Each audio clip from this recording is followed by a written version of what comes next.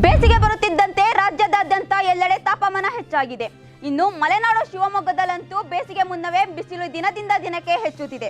ಕಳೆದ 15 ದಿನಗಳಿಂದ ವಾತಾವರಣದಲ್ಲಿ ಉಷ್ಣಾಂಶ ವಿಪರೀತ ಏರಿಕೆಯಾಗಿದ್ದು ಮಲೆನಾಡಿನ ಜನರಲ್ಲಿ ಆತಂಕ ಮನೆ ಮಾಡಿದೆ. ಫೆಬ್ರವರಿಯಲ್ಲಿ ಸರಾಸರಿ 25ರಿಂದ 30 ಡಿಗ್ರಿ ಇದ್ದ ಉಷ್ಣಾಂಶ ಇಂದು 35ರಿಂದ 36 ಡಿಗ್ರಿಗೆ ಹೆಚ್ಚಾಗಿದೆ. ಬೇಸಿಗೆಗೂ ಮೊದಲೇ ಬಿಸಿಲು ಹೆಚ್ಚಿದ್ದು ಮುಂದಿನ 3 ತಿಂಗಳು ಹೇಗೆ ಎಂಬ ಪ್ರಶ್ನೆ ಜನರಲ್ಲಿ ಕಾಡುತ್ತಿದೆ. ಶಿವಮೊಗ್ಗ ಜಿಲ್ಲೆಯ ಕುವೆಂಪು ವಿಶ್ವವಿದ್ಯಾಲಯದಲ್ಲಿ ದತ್ತಿನಿಧಿ ಕಾರ್ಯಕ್ರಮ ಹಮ್ಮಿಕೊಳ್ಳಲಾಯಿತು. ಜಿಲ್ಲಾ ಕನ್ನಡ ಸಾಹಿತ್ಯ ಪರಿಷತ್ ಹಾಗೂ ಸಮಾಜ ಕಾರ್ಯ ವಿಭಾಗ ಇವರ ನೇತೃತ್ವದಲ್ಲಿ ಕಾರ್ಯಕ್ರಮ ಆಯೋಜಿಸಲಾಯಿತು. ಇನ್ನು ಕನ್ನಡ ಸಾಹಿತ್ಯ ಪರಿಷತ್ ಅಧ್ಯಕ್ಷರಾದ ಡಿ ಮಂಜುನಾಥ್ ಮಾತನಾಡಿ, ಕ್ಷೇತ್ರ ಕಾರ್ಯದ ಮೂಲಕ ನೈಜ ದತ್ತಾಂಶ ಸಂಗ್ರಹಿಸಿ ಉತ್ತಮ ಸಂಶೋಧನೆ ಕೈಗೊಳ್ಳಿ ಎಂದು ವಿದ್ಯಾರ್ಥಿಗಳಿಗೆ ತಿಳಿ ಹೇಳಿದರು.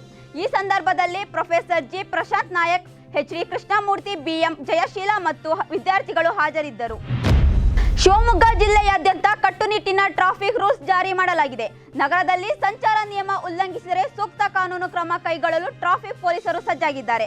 ನಗರದ ಪ್ರಮುಖ ಸ್ಥಳಗಳಲ್ಲಿ ಸ್ಮಾರ್ಟ್ ಕ್ಯಾಮೆರಾ ಅಳವಡಿಸಿದ್ದು ನಂಬರ್ ಪ್ಲೇಟ್ ಹಾಗೂ ಹೆಲ್ಮೆಟ್ ಇಲ್ಲದೆ ಪ್ರಯಾಣಿಸುವವರಿಗೆ ದಂಡ ವಿಧಿಸಲಿದ್ದಾರೆ. ದಂಡ ಪಾವತಿಸಿದವರನ್ನು ಪತ್ತೆ ಹಚ್ಚಿ ಕಾನೂನು ಕ್ರಮ ಜರುಗಿಸಲಿದ್ದಾರೆ. ಇದಿಷ್ಟು ಇವತ್ತಿನ ಸುದ್ದಿಗಳು. ಇನ್ನಷ್ಟು ಸುದ್ದಿಗಳಿಗಾಗಿ ವೀಕ್ಷಿಸಿ ಸಹ್ಯಾದ್ರಿ ಟಿವಿ.